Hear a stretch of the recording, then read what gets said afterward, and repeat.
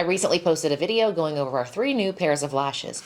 But what about the OGs? Well, that's what this video is for. Starting with Jean Tierney. Now, I'm not going to put these on my eye because they're way too fluffy for my liking.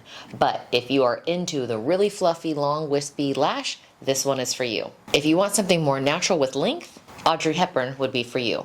And that's what I'm going to apply to my eye because I love this one. First thing I do is pull the lash off a little plastic container and trim each side to fit my eye. I have tiny eyes, so I probably clip off about 3 notches on each side. Then I apply the velour glue to the back side of the lash. Then I use these little handy dandy eyelash grippers and bend the lash to fit my eye. I then place it right over my iris, not going too close to the inner corner of the eye.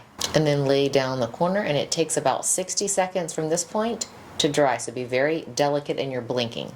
As they start to dry, you can kind of clamp them down to marry them to your lashes. Then after you allow them to dry, you go back with the Wing in It liquid liner. I use some on the back of my hand or grab directly from here, using my eyeliner brush to hide the band.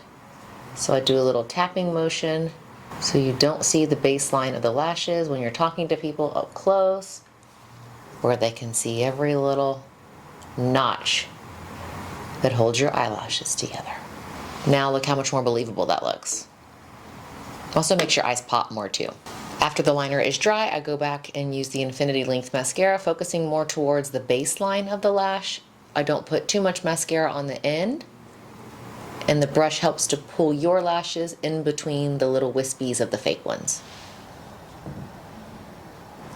So there you have it. Now we have 2 videos that include all 5 lashes that we make.